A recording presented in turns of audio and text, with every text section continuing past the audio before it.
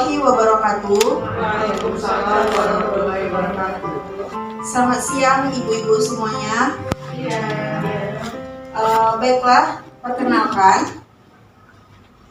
Saya Muharani Amzar dari SMA Negeri 8 Mandau. Saya adalah CGP Angkatan 6, Kabupaten Bengkalis, Provinsi Riau. Nah, di sini saya akan mempresentasikan aksi nyata saya tentang modul 1.4 yaitu budaya positif.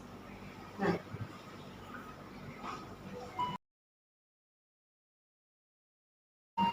kita mulai dari sebuah perubahan, yaitu perubahan paradigma dari stimulus respon menjadi pendekatan teori kontrol. Nah, paradigma baru di sini saya kutip dari kata-kata Stephen R. Covey dalam buku Principle Center Leadership pada tahun 1991. Nah, bunyinya, bila kita ingin membuat kemajuan perlahan, sedikit-sedikit, ubahlah sikap atau perilaku Anda. Namun, bila kita ingin memperbaiki cara-cara utama kita, maka kita perlu mengubah kerangka acuan kita. Nah, ubahlah bagaimana Anda melihat dunia, bagaimana Anda berpikir tentang manusia. Nah, ubahlah paradigma Anda, skema pemahaman dan penjelasan aspek-aspek tertentu tentang realitas. Nah, di sini maksud dari Stephen R. Covey adalah perubahan dari stimulus respon menjadi teori kontrol.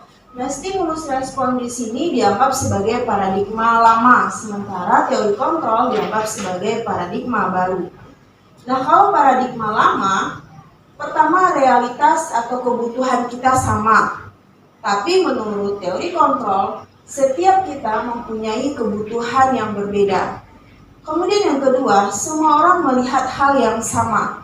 Misalnya seperti ini, semua orang akan melihat bahwa ini adalah remote. Tapi kalau di dalam teori kontrol, setiap orang memiliki gambaran yang berbeda.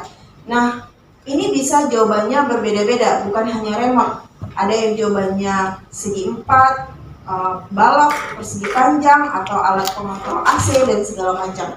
Nah, itulah yang dimaksud dengan teori kontrol.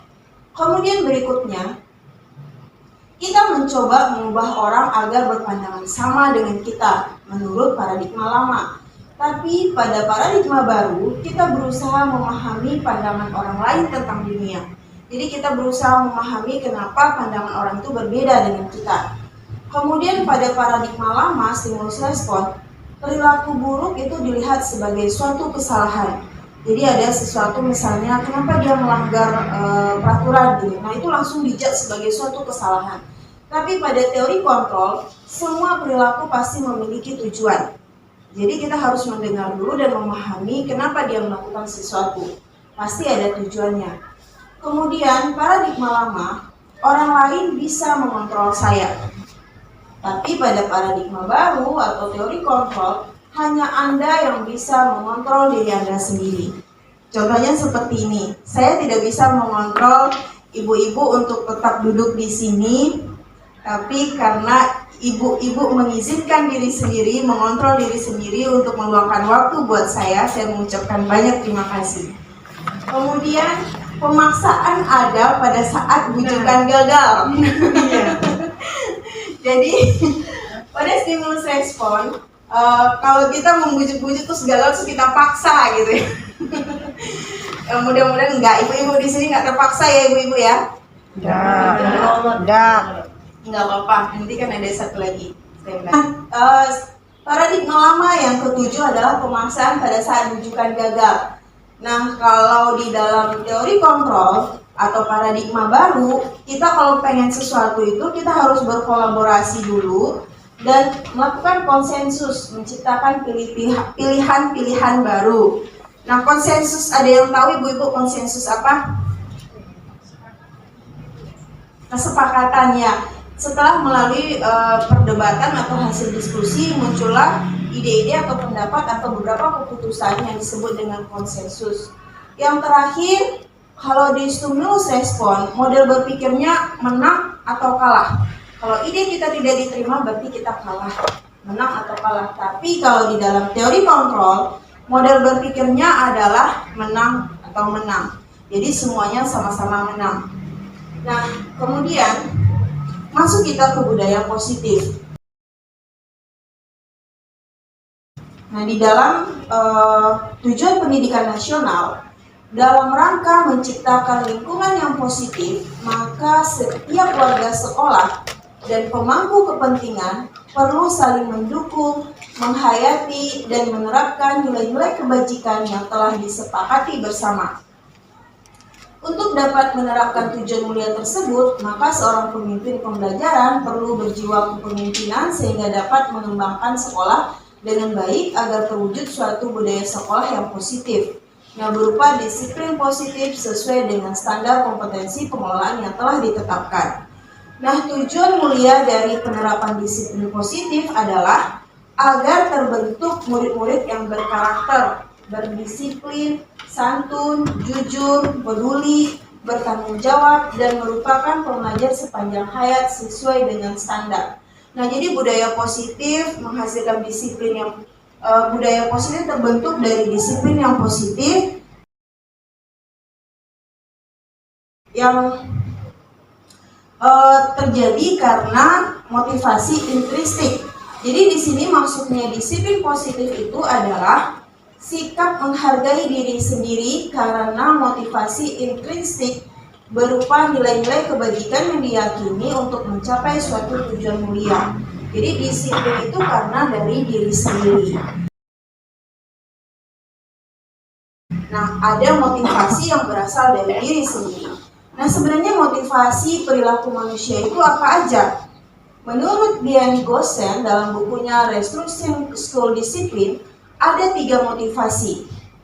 Yang pertama adalah tingkat motivasi yang paling rendah. Dia melakukan sesuatu itu untuk menghindari ketidaknyamanan atau karena hukuman. Jadi pertanyaannya adalah apa yang terjadi terhadap saya kalau saya tidak melakukan ini? Nanti saya dihukum atau saya harus lari keliling lapangan. Nah, itu adalah motivasi yang paling rendah. Kemudian yang kedua, satu tingkat di atas motivasi yang pertama tadi. Kalau motivasi yang pertama tadi disebut dengan motivasi eksternal, nah yang kedua sudah mulai motivasi intrinsik.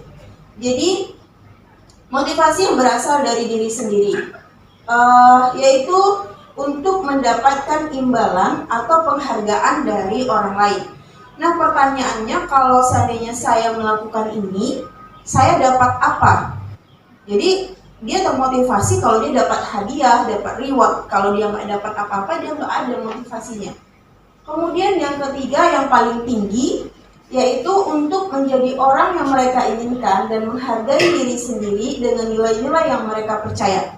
Jadi dia nggak peduli kalau di sini mau dihargai atau tidak, mau dikasih reward atau tidak, atau mau dikasih hukuman atau tidak, karena dia meyakini melakukan sesuatu itu karena nilai diri sendiri yang diyakininya.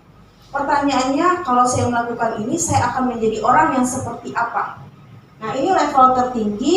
Yang nomor 3 yaitu motivasi yang intrinsik, yaitu yang berasal dari diri sendiri. Nah, motivasi itu sendiri juga untuk memenuhi kebutuhan-kebutuhan dasar manusia. Ada 5 kebutuhan dasar manusia. Yang pertama yaitu kebutuhan untuk bertahan hidup. Yang kedua, penguasaan, ada kesenangan, kebebasan, kasih sayang, dan rasa diterima. Nah, ada suatu kasus seorang ibu guru yang namanya siapa ya kita buat? Susi. Oh, Susi. Oke. Susi ini dia suka mengambil bekal makanan temannya. Kemudian ibu gurunya nanya, Bu Rani lah misalnya, Bu Rani nanya ke Susi, Susi, kenapa kamu ngambil bekal makanan temanmu? Terus kalau Susi itu menjawab, saya lapar, Bu. Berarti dia harus memenuhi kebutuhan lapar, yaitu kebutuhan yang paling dasar, kebutuhan bertahan hidup. Kemudian kalau si Susi itu menjawab, saya senang aja, berarti saya lebih kuat dari teman saya. Berarti dia memenuhi kebutuhan dasar penguasa, dia pengen menjadi penguasaan. Kalau Susi itu menjawab, Dia bosan karena bekal yang dibawa oleh orang tuanya itu aja, nggak ada pilihan. Terus dia lihat bekal temannya lebih bervariasi. Jadi kalau di rumah dia nggak bebas. Kalau lihat punya temannya dia lebih bebas memilih menu makanan yang lain. Nah, di sini adalah kebutuhan kebebasan karena Susi tidak terpenuhi kebebasannya di rumah, dilampiaskannya ke temannya. Kemudian kesenangan, di sini Susi merasa senang melihat ekspresi temannya yang marah. Itu menurutnya sesuatu yang lucu. Jadi si Susi memenuhi kebutuhan kesenangan. Kemudian kebutuhan yang terakhir yaitu kasih sayang dan rasa diterima. Susi merasa bahwa dia tidak diperhatikan, maka dia mengambil bekal makanan temannya supaya dia diperhatikan. Jadi motivasi si Susi untuk memenuhi kebutuhan dasar dia bahwa dia pengen disayang dan diterima. Kemudian seorang guru memiliki 5 posisi kontrol. Posisi kontrol dalam menangani masalah yang terjadi terhadap siswa. Yang pertama posisi penghukum, yang kedua pembuat rasa bersalah, yang ketiga teman, yang keempat pemantau, dan level tertinggi adalah yang manajer. Kira-kira ibu-ibu semua di posisi yang mana nih? Perlu di-explain dulu. Oh, perlu di-explain dulu. Nah, Tergantung kondisinya. menurut bos kita, Bu Sri posisi teman karena dia selalu berteman dengan ininya. Siswa. Jelaskan dulu. Oke. Posisi yang pertama penghukum. Nah, kalau penghukum, kalau kamu tidak melakukannya, saya akan, kata si gurunya. Terus suka menghardik, menunjuk-nunjuk, menyakiti dengan kata-kata yang menyindir. Salah satu kadang-kadang ya. Itu posisi penghukum. Apa yang terjadi sama anak? Si anak akan memberontak, pendendam, dan suka menyalahkan orang lain. Kemudian si anak akan jawab, saya tidak peduli. Karena udah kebal nih, dan dia mengulangi kesalahan berulang kali, dan perilakunya menjadi agresif. Kemudian posisi kontrol yang kedua membuat rasa bersalah. Nah, biasanya kita nih sebagai orang tua di rumah biasanya ke anak sendiri, kamu udah mengecewakan ibu, kamu kok kayak gitu. Nah, kita suka ceramah panjang lebar, kemudian menunjukkan kekecewaan yang mendalam. Kemudian si anak akan merasa bersalah, maafkan saya ya bu, maafkan saya bun, kayak gitu ya. Nah, jadi apa akibatnya ke anak? Dia suka menyembunyikan atau menyangkal atau berbohong, cari aman. Kemudian apa yang terjadi sama anak? Dia merasa rendah diri, merasa gagal, dan tidak berharga. Di sini ada peningkatan karena dia sudah meletakkan posisi guru itu di dalam dunianya. Kalau yang tadi penghukum, dia meletakkan guru itu di luar dari dunianya. Makanya dia bilang saya tidak peduli. Kemudian posisi kontrol yang ketiga adalah posisi teman. Nah, ini yang posisi teman. Posisi teman, kata-katanya gini, lakukan demi ibu ya. Ya sudah, nanti ibu bantu bereskan. Karena sambil berteman nih. Kemudian membuat alasan-alasan untuk muridnya. Kalau kamu begini gitu. Apa yang terjadi terhadap murid? Dia menjadi tergantung, tidak mandiri, dan tidak bisa memutuskan. Karena sangat ketergantungan dengan gurunya. Saya pikir ibu teman saya. Nah, di sini dia sudah meletakkan guru itu adalah orang yang penting dalam hidupnya. Karena dia menganggap ibu itu tempat dia curhat, tempat dia segala-galanya. Jadi kalau ibu itu nggak ada, dia jadi bingung. Jadi sangat ketergantungan. Kemudian yang keempat, posisi pemantau. Kalau pemantau, dia orang suka menghitung dan mengukur. Segala sesuatu sudah ada peraturannya, sudah ada SOP-nya. Pertanyaannya gini, apa peraturannya? Apa konsekuensinya? Kamu udah tahu kan poin-poin-poinnya? Terus apa yang telah kamu lakukan? Nah, apa yang terjadi sekarang? Jadi nggak banyak hukuman, itu cuma udah tahu ini poinnya apa, konsekuensinya apa, tinggal jalanin aja. Nah, apa yang terjadi terhadap siswa? Jika saya melakukan hal tersebut, saya akan mendapatkan apa? Jadi akan menjadi orang yang menitik beratkan pada ada dampak pada diri sendiri untuk mendapatkan hadiah atau mendapatkan hukuman, karena dia sudah tahu, oh ini poinnya apa. Nah, dia menjadi pribadi yang menyesuaikan bila diawasi. Tapi kalau tidak diawasi ya balik lagi. Nah, ini adalah posisi kontrol untuk pemantau.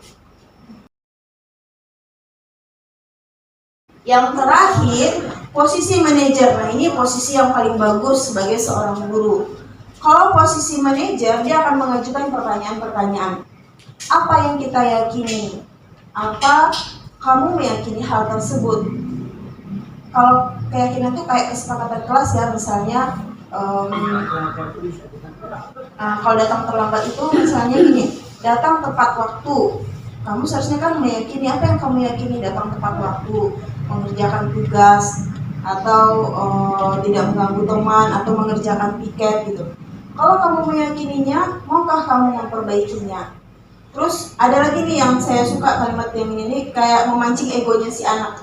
Kalau kami yang memperbaikinya, jadi kira-kira hal tersebut akan menggambarkan apa tentang dirimu. Jadi kalau anak kayaknya merasa, wah, kalau guru pula yang sampai mengerjakannya, yang piket kelas, jadi anak sebagai apa nih ceritanya? Jadi itu bisa menguatkan watak atau karakter si anak. Si anak akan mengevaluasi diri bagaimana menjadi diri yang lebih baik. Jadi dia bagaimana caranya ya agar saya bisa memperbaiki keadaan ini, katanya. Terus saya akan memperbaiki masalah ini dengan, jadi solusi itu anak yang mencari, anak yang memperbaiki trouble yang muncul. Nah, kira-kira dari penjelasan tersebut, ibu-ibu berada di posisi kontrol yang mana? Ya, kira-kira Bu Sri yang mana, Bu? Silakan, Bu. Tapi kan nggak ini ya, maksudnya nggak Tergantung situasi ya, boleh. tahun depan Panjangan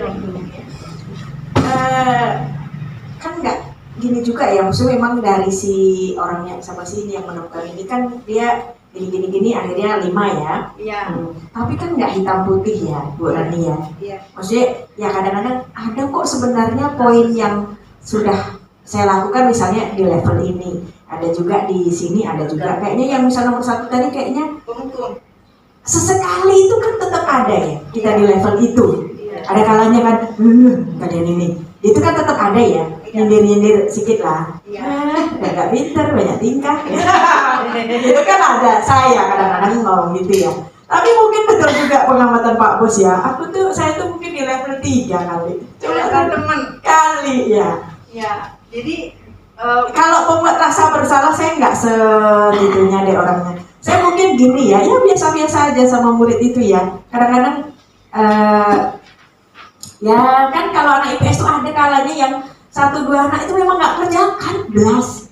Tapi ya sudah, kamu baik-baik di situ, memperhatikan, jangan banyak tingkah, jangan berantem, jangan ganggu yang lain. Tapi kan minimal 80% dari lokal itu, dari siswa itu sudah mau berkontribusi dalam pembelajaran. Ya bagi saya pribadi sih sudah lebih dari cukup gitu ya. orang penting Bu Sri ya, kalau nggak ada Bu Sri siswanya kehilangan sekali nih. Jadi kalau sebagai posisi teman itu menempatkan gurunya sebagai orang penting dalam hidupnya.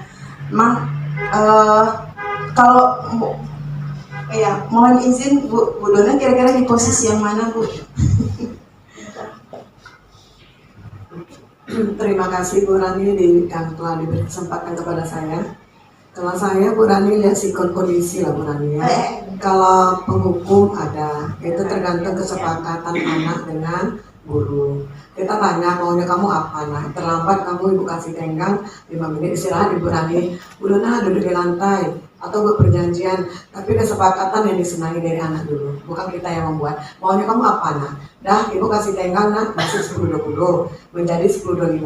Kalau terlambat kita komitmen, kalau ibu yang terlambat ibu juga komitmen. Jadi sepakat itu kita minta dari anak maunya apa. Mungkin itu Bu. Kalau level Itu saya berarti Ibu udah level manajer, udah level tinggi, maksudnya tuh udah memang seperti itu. ya.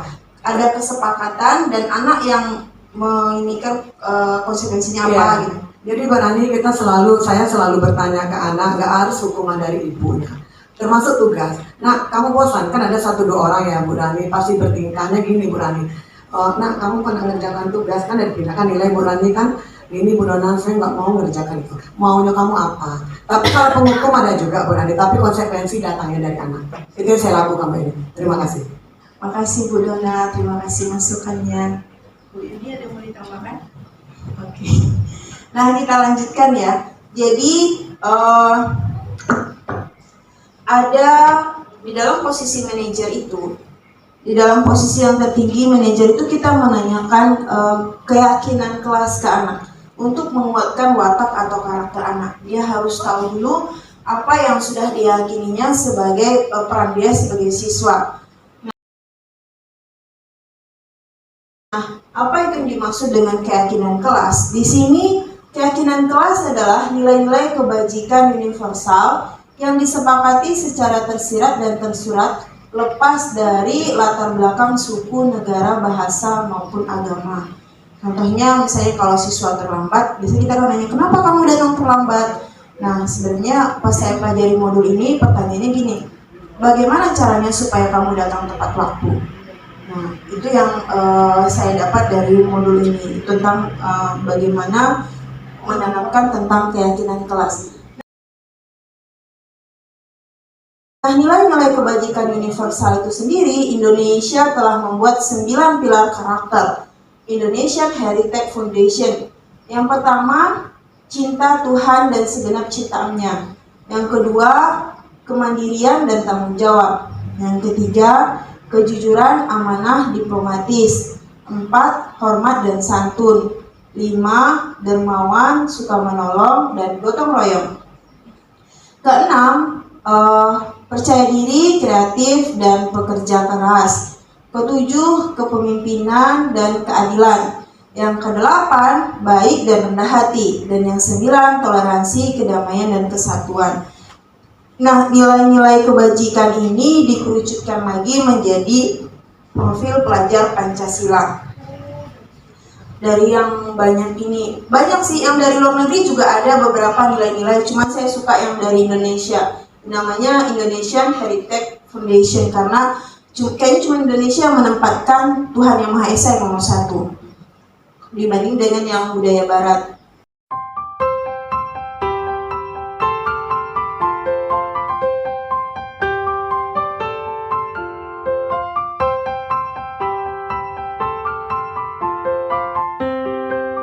Kenang-kenangan atau jejak seni kalian kreativitas kalian yang direkod di sini. Cabut. Setuju. Nanti kita bagi lahannya. Kalian mau yang mana? Bagi di atas sebelah kanan. Kami depan. Kanan. Ini. Ya. Coba sih respon sini. Dah. Satu lagi. Ibu mau konfirmasi nih. Kemarin sebulan yang lalu ini sudah ditempel di sana daftar tiket 10.5. Antara mungkin 12 IPS 6 nggak mau tiket kali nengok yang pakai tiket gitu agak panas kali nggak dicabut gitu. Nggak ada yang robek. Hari yang bagus lagi. Itu ada dari Bu. Lipat.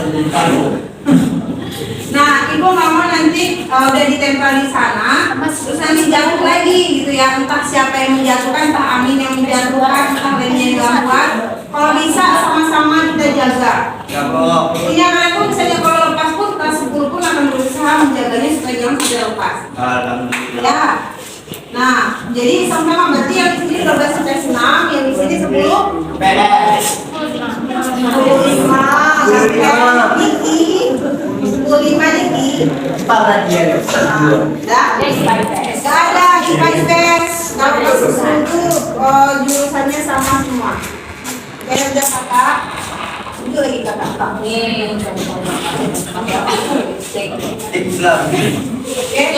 Nah, gordennya kemarin udah di laundry sama adik kelas. Jadi taruh di sini, tapi kok ada 12 IPS yang pasang. Kenapa ada mangkok ini? Jangan saling tunjuk.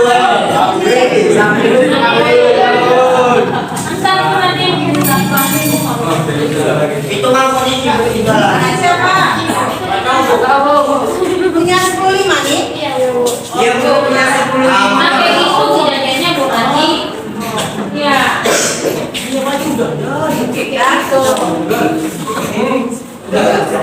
Ya jadi nanti kalau lama-lama itu nanti jatuh atau apa. Ini baju siapa nih? Baju kelas 10 Bu. 11 IPS 5. 10.5.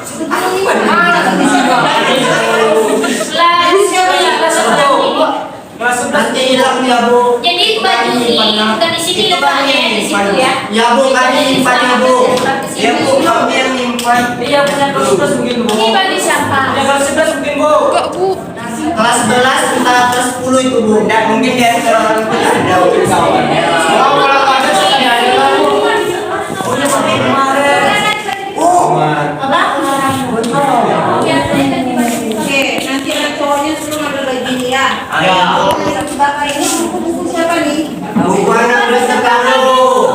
Oh, ini anak-anaknya. Buku anak kelas 10. Ya. Jadi apakah laci ini juga dibagi? Babu ya Bu, Kak. Enggak, kamu laci. Kamu sama lacinya. Kami yang di atas, di bawah. Oke, 2 di atas punya 12 IPS 6, 2 di bawah punya 10.5. Ya Bu. Oke, jadi yang di atas ini punya 12 IPS 6. Nah, baru dari 12 IPS 6 kosong nih. Iya Bu, kesetuju. Itu lagi Bu. Jadi kalau ada tertinggal barang hasil kelas, taruh di laci Di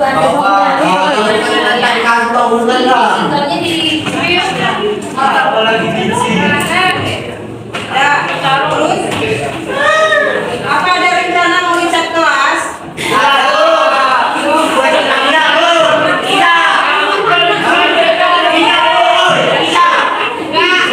Kami suka warga ini aja Bu. Modal graffiti. Buat graffiti. Atau ngecat kelas bareng Karo? iya dibagi. Karo sini 10.5. Kami dari apa sampai ini Bu? Kami di sini warga biru masih Kelas kalian yang terakhir di SMA. Nanti kalau kalian udah kuliah udah cek aja lah. Udah, nanti ada yang mau diapakan ke 10.5, yang mau disampaikan ke 10.5, mungkin yang mau dikoreksi dari 10.5 boleh.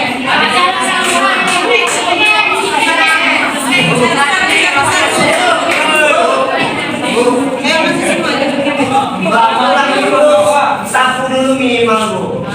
Jangan disapu. Oke, bukannya kesepakatan tiket itu pas mau masuk.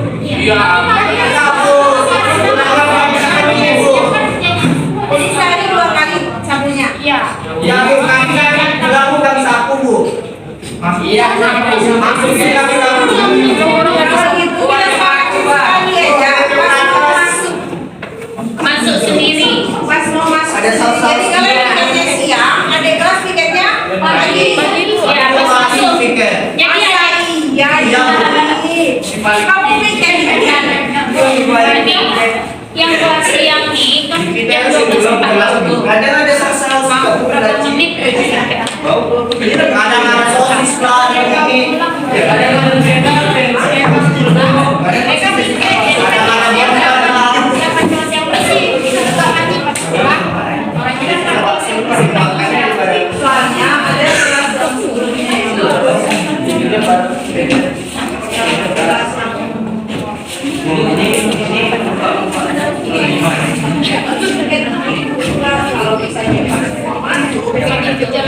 nanti pikir pikir masuk siang karena sampah kita yang kita bersihkan ke sampah orang.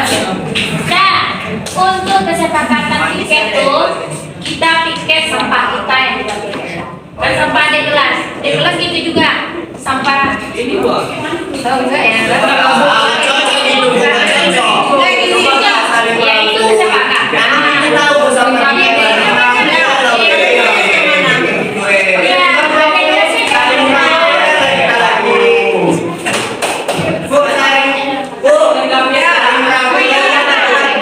versi ada kelas tiap pagi pun sampah banyak.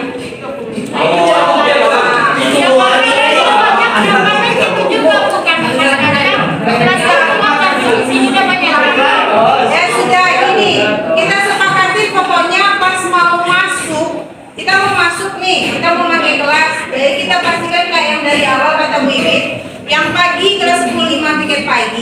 Yang kalian 12 IPS 6 piketnya siap mau masuk yang 20 menit itu.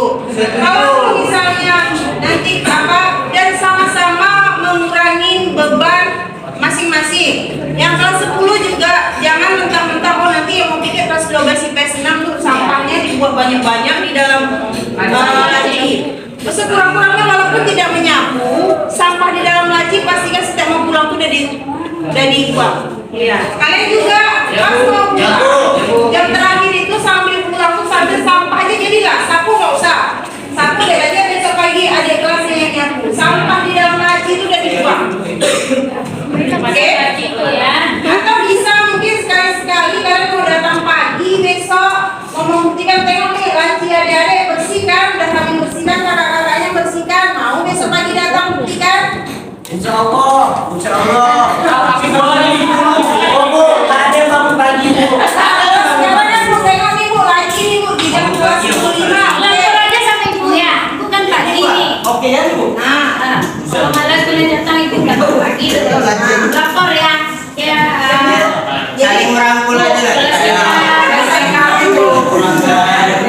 Jangan kayak gitulah deh. Kita saling merangkul aja. Dan selain masalah pikir ada lagi mau disampaikan? Ada Bu, pintunya mau bagi Bu. Oh, satu Bu. Tidak mau dibagi juga. Ini tempat duduknya nih posisinya memang udah kayak gini. Mau tukar-tukar nggak? Apa itu diberikan Bu? Terserah 12 IPS 6 mau kayak mana bentuknya.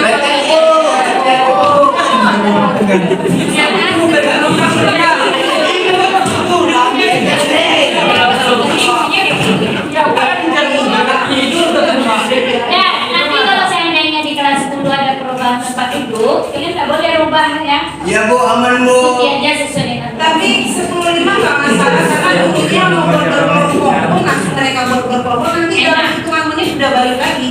Kalau kami pakai abang-abang ngalah jalan. Ngalah atau nggak punya ide? Sebenarnya mau saling merangkul aja.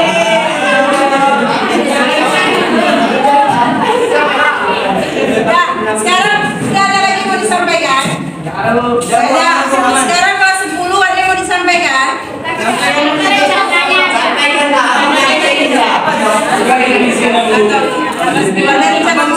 rencana mau sudah dihias dengan struktur kelas, akan berlukisan. Kayak kelas 7 kan ada lukisannya mau ditaruh di situ. Iya. Iya.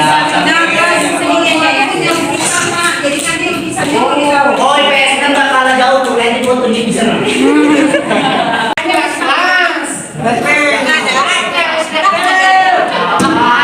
Bilang aja. Apa keluarnya bilang? Dia bilang aja sampaikan sama Bapak. Apa deh, ini kamu terakhir ya sama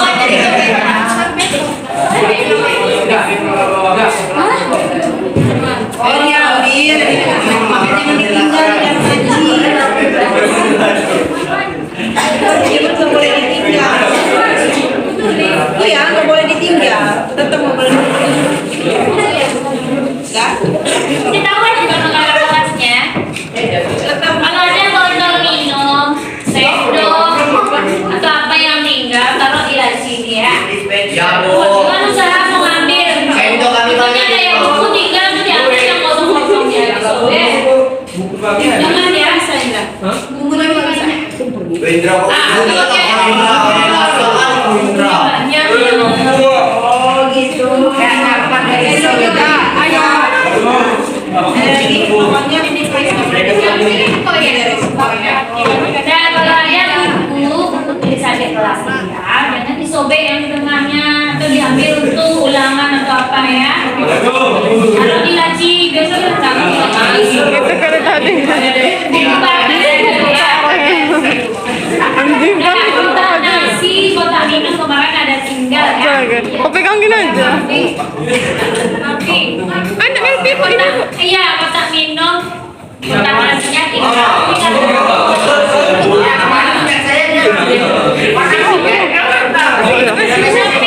Enggak, Bu. Laila. Warna pink. Hah? Warna pink. Warna hitam, Ho.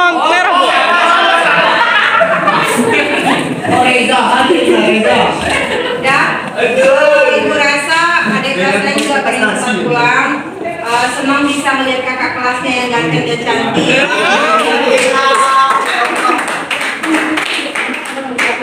Oke, jangan ada minta nomor telepon adik kelas ya abang-abang ya.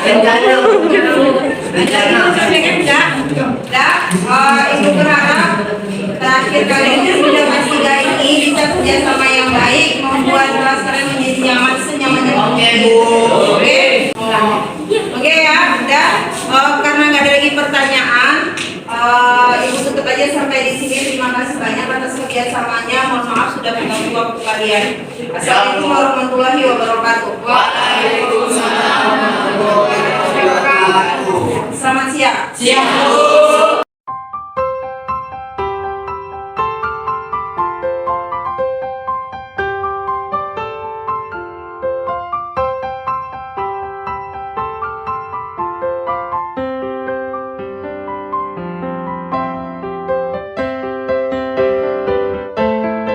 Nah, bagaimana saya mengimplementasikan keyakinan kelas ini? Yang pertama,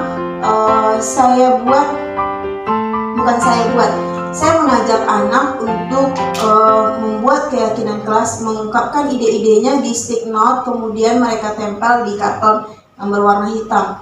Nah, rata-rata anak itu menjawab sebagai apa keyakinan kelasnya dalam menjalankan perannya sebagai siswa yang baik. Nah, mereka menjawab datang tepat waktu, kemudian mengerjakan tugas, Bu, kemudian piket. Nah, rata-rata mereka masalahnya itu di piket, mengerjakan piket, kemudian menghormati guru dan segala macam. Akhirnya kita rangkum lagi bagian yang sama-sama kita kelompokkan. Nah, itu contoh implementasi dari keyakinan kelas. Kemudian segitiga restitusi. Segitiga restitusi ini adalah suatu proses dialog yang dijalankan oleh guru atau orang tua agar dapat menghasilkan murid yang mandiri dan bertanggung jawab. Nah, di sini ada tiga tindakan-tindakan yang dilakukan oleh segitiga restitusi. Tidak harus menstabilkan identitas duluan, tidak, bisa diacak. Jadi ada menstabilkan identitas, ada validasi tindakan yang salah, kemudian ada menanyakan keyakinan. Ini contoh dari implementasi terhadap segitiga restitusi. Bisa dilihat di video berikut ini.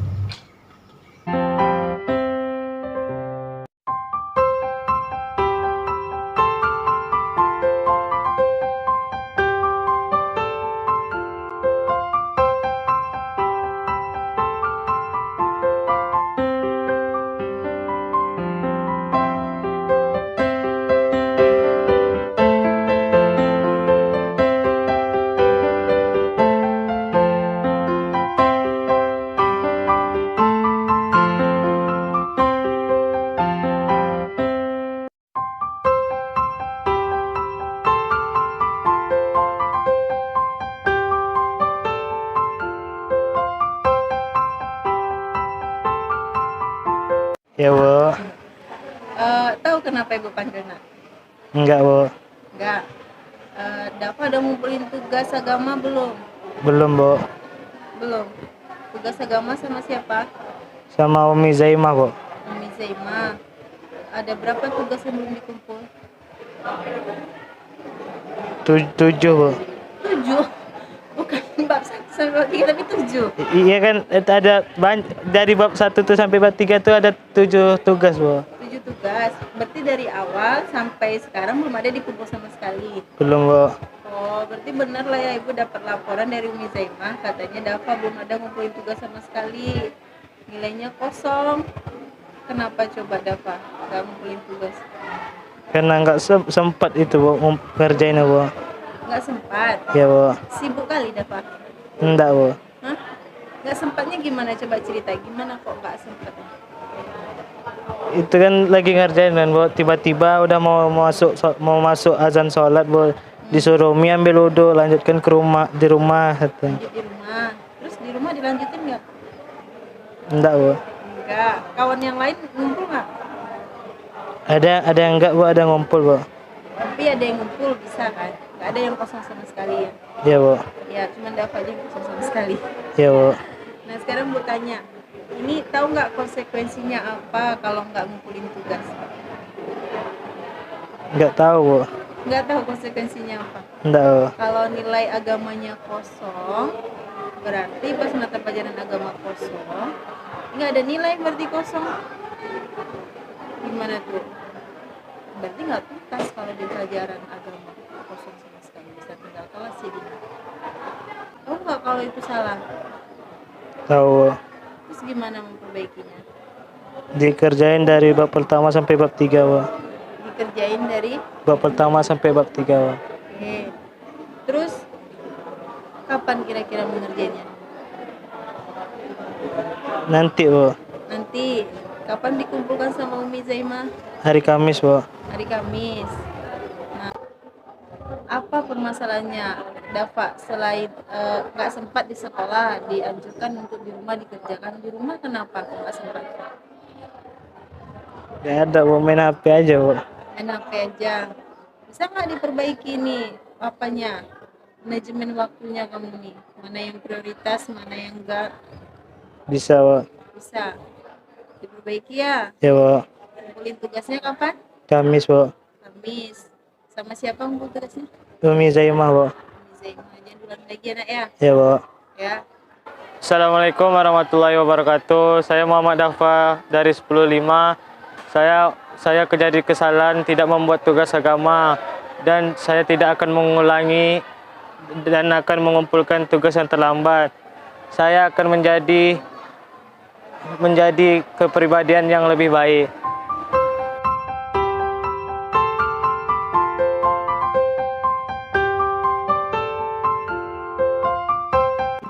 Nah, ya saya, ibu kan wali kelas kamu nih. Nah, hari Kamis kemarin ibu lihat absen kamu tuh nggak ada. Maksudnya kamu nggak masuk. Ibu tanya ke orang tua kamu, katanya kamu masuk. Nah, ibu tanya ke teman kamu, katanya kamu datang tapi pergi ke kantin ya? Iya. Itu kenapa? Kok bisa datang ke sekolah tapi nggak masuk ke dalam kelas tuh kenapa ceritanya? Enggak. Itu apa nama pelanggarannya? Apa nama pelanggarannya? Apa namanya?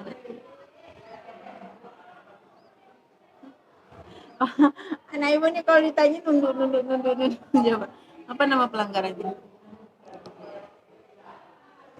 Itu artinya kamu cabut di pelajaran sekolah.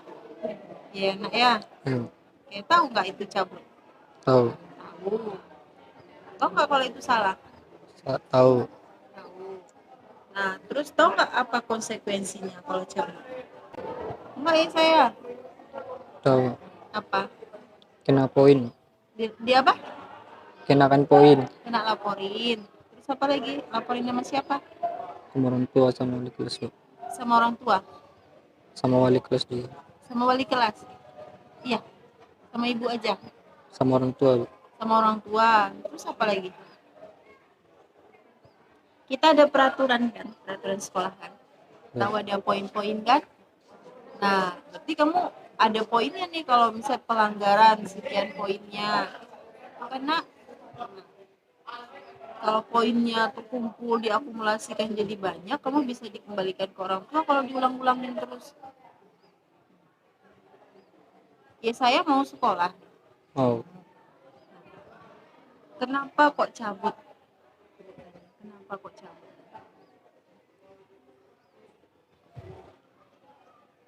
Cabut itu tentu ada alasan. Ibu dulu juga pernah rasanya nggak mau ke sekolah. Dulu ibu pernah nggak mau ke sekolah karena baju ibu belum disetrika. Waktu terlambat datang daripada kena hukum, mending ibu nggak masuk. Dulu zaman ibu dulu. Kalau ya saya kenapa nggak apa cabut? Karena mau colak, Bu. Hah? Karena colak, Bu. Karena colak. Rambutnya kenapa colak? Coba lihat yang mana colaknya? Mau dicolak, Bu. Mau dicolak. Taunya dari mana mau dicolak? Kemarin dia diperingati. Diperingati sama siapa? Guru Bu apa, Bu?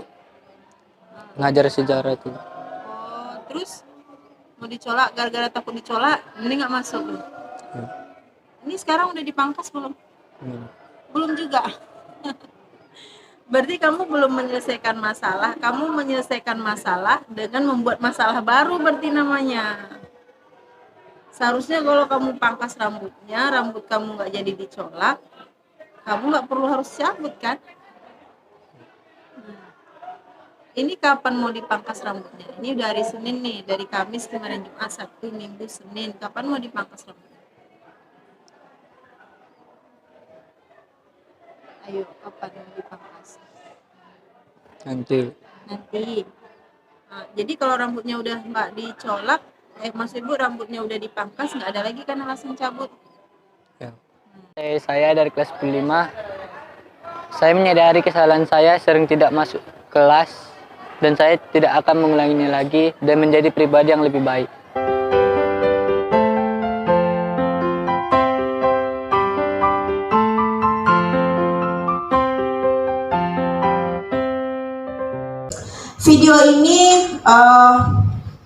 Video ini adalah seorang siswa yang tidak mengumpulkan tugas sama sekali. Ini khususnya tugas agama Islam ya. Siswa kelas 15 kebetulan saya wali kelasnya. Jadi setelah ditanya terus kenapa apa alasannya tidak mengumpulkan tugas, terus dia menjelaskan alasannya, terus harusnya kamu bagaimana, apa solusinya gitu. Nah, akhirnya Dava dengan bertanggung jawab dia bilang saya akan mengumpulkan tugas Bu, karena dia menyadari akan keyakinan kelas yang tidak ia jalankan. Kemudian ini setelah dua hari kemudian dia udah mengansur mengumpulkan tugas itu di hari Kamis. Nah, ini adalah respon siswa terhadap segitiga restitusi yang saya jalankan.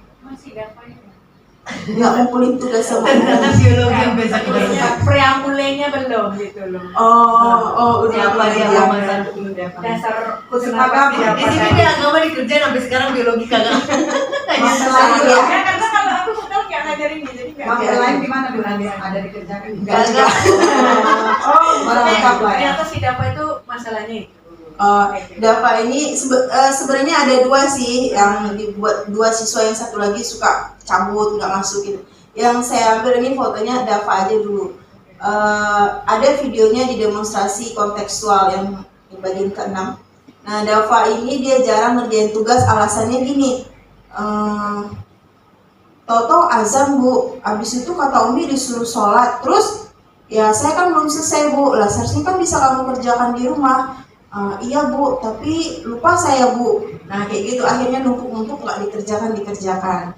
Terus dibuatlah, saya tidak menghukum, tidak menceramahi, tidak membuat rasa bersalah, tapi berusaha sebagai manajer yang gimana caranya dia yang menemukan solusi dia sendiri. Dia yang harus yakin dulu. Segitiga restitusi. Nah.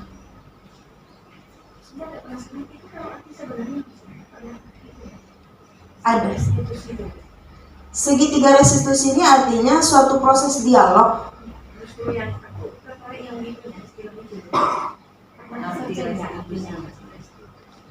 Iya, artinya restitusi itu adalah proses kita untuk berdialog dengan anak, menyelesaikan permasalahannya. Jadi validasi tindakan yang salah, stabilkan, baru melakukan. Iya.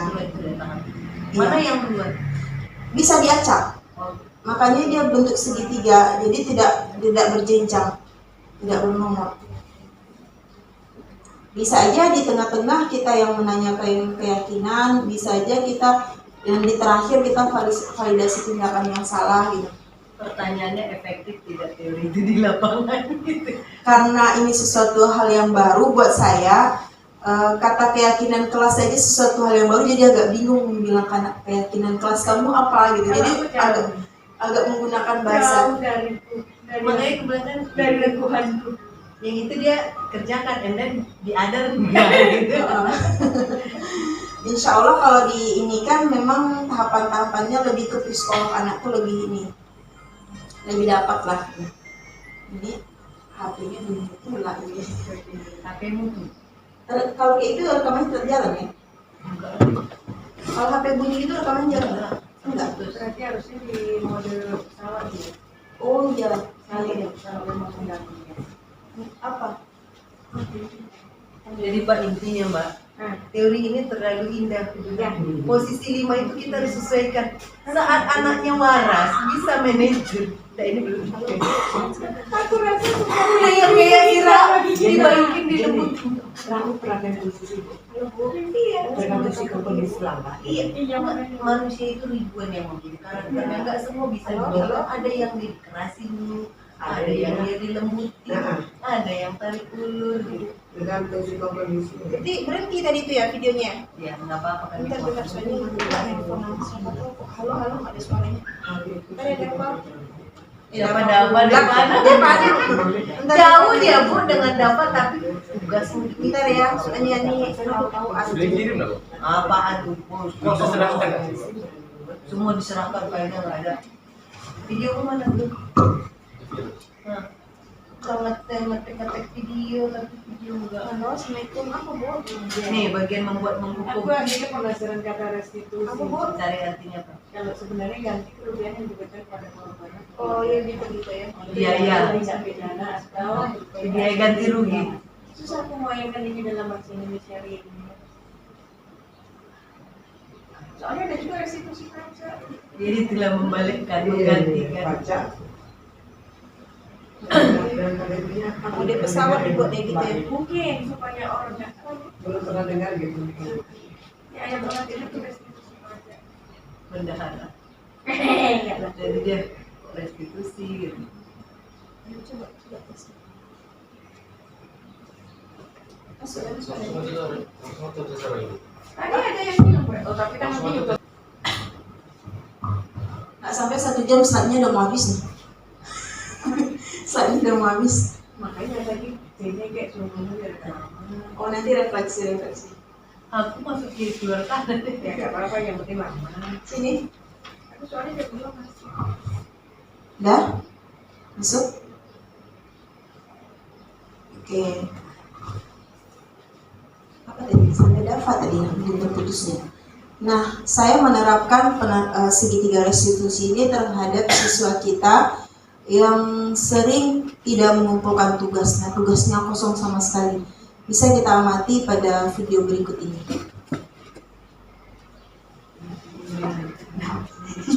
Bu, pada tadi Bu ini. Biar keluar nih. Nanti ditanya Ibu udah nanya sama Ibu Uzaima, itu udah masuk nggak?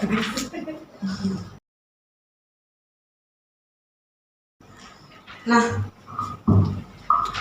refleksi dari Bismillahirrahmanirrahim.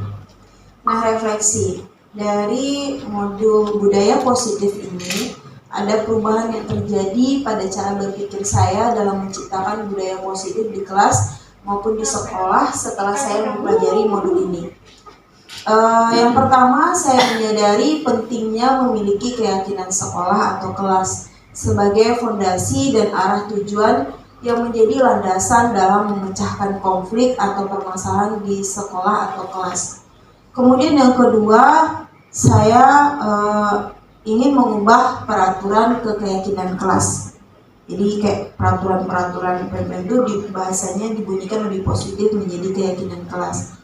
Yang ketiga, menerapkan restitusi di posisi manajer supaya menghasilkan siswa yang bertanggung jawab, mandiri, dan merdeka. Terus terang ini sesuatu hal yang baru, insya Allah akan selalu saya biasakan.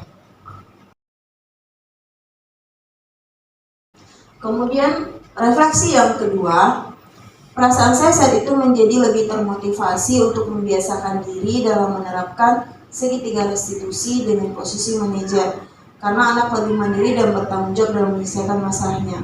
Saya juga merasa termotivasi untuk memperbaiki diri dan merefleksikan segitiga restitusi dengan teman-teman yang lain. Ini kayaknya apa nih? Nah, rencana perbaikan untuk implementasi ke depan. Rencana perbaikan untuk implementasi ke depan. Hal yang perlu saya perbaiki adalah menanamkan keyakinan kelas ke siswa secara maksimal. sehingga muncul budaya positif berupa disiplin positif yang berasal dari motivasi intrinsik siswa.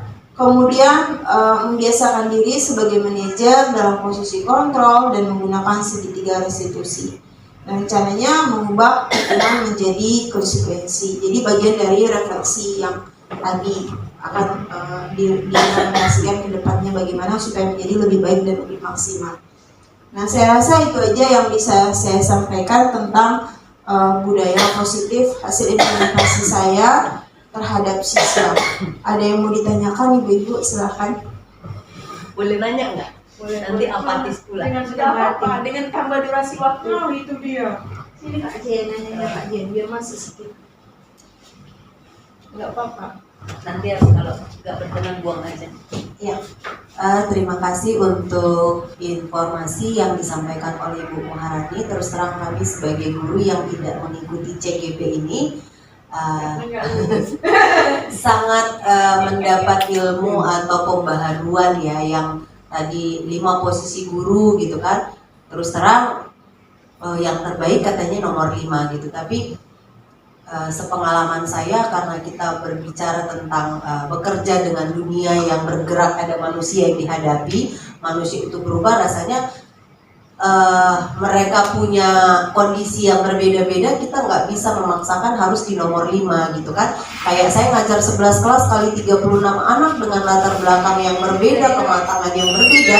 Ada kalanya kita untuk si A bisa sebagai manajer, si B kita sebagai penghukum, si C sebagai mungkin tadi apa yang membuat merasa bersalah. Jadi maksud saya anak itu kan nggak sama rata, kondisinya juga tidak sama. Ada yang dilembut-lembutin baru, ada yang harus dengan sedikit ketegasan gitu kan. Karena kita juga orang dewasa yang sudah punya kematangan saja juga kadang-kadang guru aja harus dicambuk dulu baru bergerak gitu kan. Kepala sekolah juga punya kemampuan untuk menghandle sesuai dengan karakter masing-masing. Tapi overall bagus, memang kita harus sampai ke sana, tapi mungkin ini tidak jangka pendek, jangka panjang pelan-pelan. Yang penting anak kita tahu dulu, oh si ini kita cobalah keyakinan kelas itu dulu. Tapi kalau rasanya mungkin kurang efektif atau mengingat waktu dan sebagainya, pelan-pelan.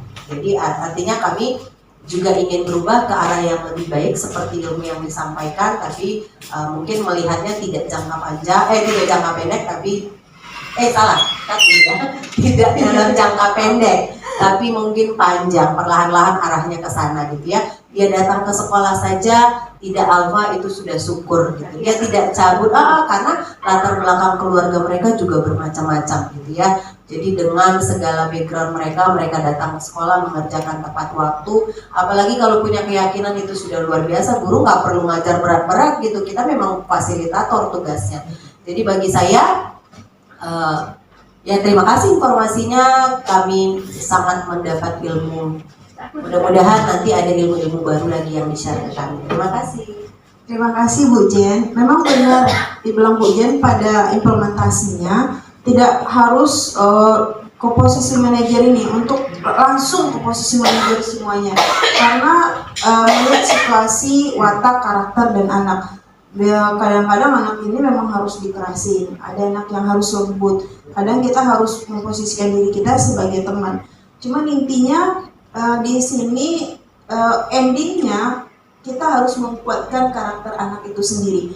Jadi ya setelah kita melakukan posisi sebagai teman atau kita sebagai penghukum gitu kan, tetap endingnya bahwa anak itu menemukan apa sih yang dia yakini, terus dia bisa menyelesaikan permasalahan itu tanpa paksaan dari kita. Dia yang harus menemukan solusinya sendiri, walaupun ujung-ujungnya nanti kalau dia nggak mau menjawab apa solusinya, jalan pintasnya efisiensi waktu ya memang harusnya balik ke situ juga gitu. Berarti kalau udah sampai ke tahap itu anaknya udah mantap. Ya benar, berarti dia sudah menemukan motivasi intrinsik dari dalam dirinya sendiri. Karena dari luar, iya, itu yang disebut dengan budaya positif yang sudah terbentuk karena disiplin positif tadi. Terima kasih banyak Bu Jen. Atau ada yang mau ditambahkan Bu? Ya, terima kasih. Assalamualaikum warahmatullahi wabarakatuh. Waalaikumsalam warahmatullahi wabarakatuh. Terima kasih kesempatan yang Bu Rani berikan kepada kami. Seperti saya mengikuti juga seminar dari Bu Amel, ya, Bu Prau, ya, temannya lain satu lagi Bu Rani, satu lagi, ya, Bu enggak ada waktu itu, yang berdua, oh ya, Anita ada bertiga.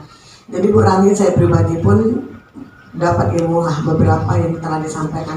Yang saya pertanyakan sama Bu Rani ini, Bu Rani, sebenarnya kita siapapun guru pasti ingin yang terbaik untuk anak didik, ya Bu. Pasti mengacu semuanya kepada manajer, Bu Rani, ya. Seperti saya tadi bilang, Bu, kondisinya kita sesuaikan juga. Tapi saya pribadi, Bu, termasuk juga penghukum, tapi konsekuensi, Bu Rani. Saat saya memberikan konsekuensi, maunya kamu apa, nak? Mungkin satu hari bisa, Bu, saya maunya Bu, saya buat perjanjian, Bu, saya duduk, maunya kamu apa? Semuanya Ibu setuju, karena datangnya dari kamu, nak, kan gitu. Tapi Bu Rani, setelah dilakukan seperti itu, Bu Rani, minggu berikutnya, nak nggak mau, Bu Rani. Sekali aja konsekuensinya. Pokoknya saya kasih satu kali aja, tapi tidak ada yang berikutnya lagi. Karena Bu Rani, saya udah ngasih kesempatan masuk juga, kasih tengah 5 menit. Istirahat juga saya kasih tengah 5 menit. Tapi insya Allah Bu Rani, kalau dibilang keras makin keras, kalau disiplin ya Bu Rani. Saya nggak tahu, anak kayaknya berhadapan mungkin main tepuk tangan gini aja Bu Rani masuk, anak masuk lagi kan, anak kode gitu. Saya nggak perlu pakai lagi tepuk tangan, anak udah ngerti, udah gitu. Jadi yang saya pertanyakan Bu Rani, dalam dunia pendidikan ini, guru kan sah-sah aja memberi hukuman, tetapi yang kita minta datangnya dari anak gitu, Bu. Saya selalu menanya, jangankan lagi sanksi, Bu Rani, tugas KD1, KD2, KD3, Ibu yakin, nak, 36 jumlah kamu, nak, semua mungkin tidak suka ngerjakan latihan itu, seperti mungkin penggolongan hukum kayak buat TTS, Ibu yakin, Bu, suka ada Bu, ada juga yang enggak. Mengapa kamu tidak mengumpulkan tugas tepat waktu, kan gitu. Sebenarnya tadi saya terpaksa aja, Ibu ingin kejujuran kamu, nah, dengan kejujuran kamu nilai PPKN kamu Ibu tambah. Maunya kamu apa? Boleh yang lain, Bu, tapi nggak boleh keluar dari KD3, misalkan itulah Bu Rani. Jadi pada intinya saya tanya ke Bu Rani, hukuman boleh aja ya Bu Rani, yang penting kita sepakati dari anak seperti keyakinan tadi Bu Rani. Ini itu pertanyaan saya Bu Rani. Terima kasih. Baik Bu Dona, terima kasih atas pertanyaannya. Saya baru yang belajar di modul budaya positif ini, ada perbedaan antara hukuman dan konsekuensi. Jadi selama ini saya misalnya kalau anak tidak mengerjakan tugas kimia, itu lari keliling lapangan, ternyata itu hukuman.